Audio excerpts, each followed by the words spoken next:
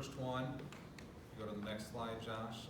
So the 3 purchase agreements, all contingent upon bond passage and acceptable site conditions.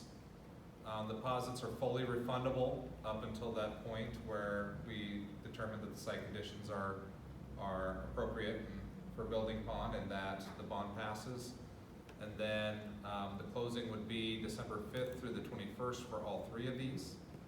And total purchase price is $5.575 million. I forgot the mill after that, not thousand, but really nice. But no. And so it's 3 pieces of property. So we, just to kind of give people a background on this, we have been looking at properties since, potential sites since January of this last year. So just in case, you know, I'm always on the lookout. My goal as a superintendent is to provide like a 20-year plan. Make sure that we are always moving forward, make sure that we have all of those options before us. When looking at land, we've looked at the pieces, as you can see, that would be right behind the high school, that's above that South Omaha Bridge Road there. We've looked at pieces that are currently owned by other organizations that are along Valley View. I looked at pieces around Lake Manawa. I've looked at pieces that go, if you follow the road south of town on the way to Glenwood, some property out there. Looking at what would be an appropriate site for an elementary school, what you're looking for is approximately 30 acres. The reason you want 30 acres is because elementary schools, unlike middle schools or high schools, it's ideal if they're single level, and so you need more square footage, more acreage in order to get the building on the land. Plus you have parking in case you have parent events or anything like that. You have egress to make sure that it's easy for parents and buses and staff to get in and out of the parking lot safely. You have playgrounds and any other recreational space that go along with being an elementary school. And then you want to be able to have buffer, because the good thing about being in a community and about being in a residential area is that you're accessible to be walked to. The bad thing is that when you leave school property, you're automatically in the houses and it's harder to find. So if you can have children if they decide to escape. So having that buffer zone is important as well. So we talked about 30 acres is ideal. We could get away with 20. So we looked at kind of everything in between.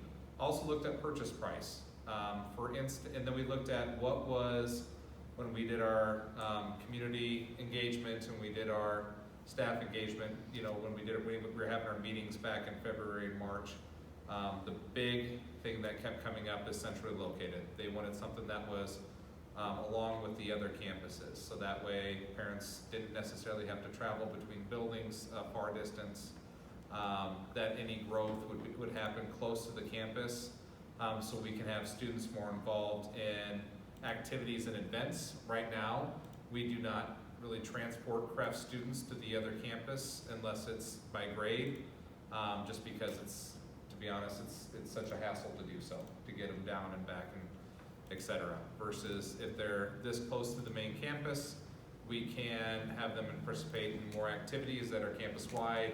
We talked about, you know, what we could do as far as like homecoming events or other main events, just having them come and utilize the campus. So we can also look at saving costs when it comes to having or sharing resources, like sharing staff, sharing maintenance staff, teachers with Titan Hill, just the transportation costs in general, taking them down to Crafton back and forth, and the time. Right now we have to have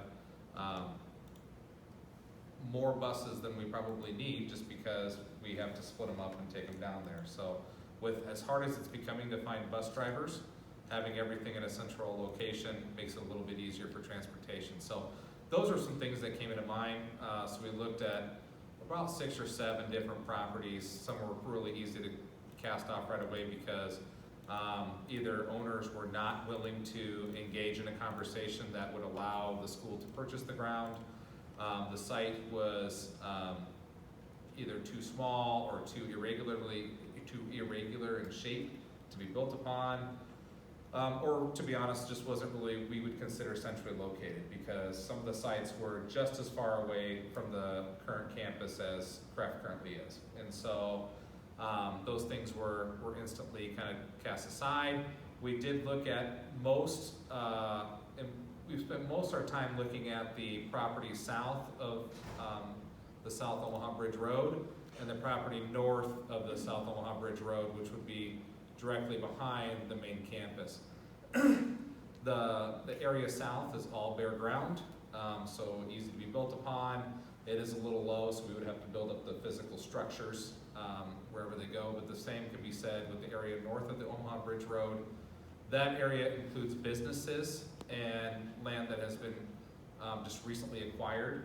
And so there were conversations with all of the landowners, and it was deemed that it was going to be very cost prohibitive for approximately half the amount of ground to build north as it would be to build south, because we would essentially be purchasing businesses.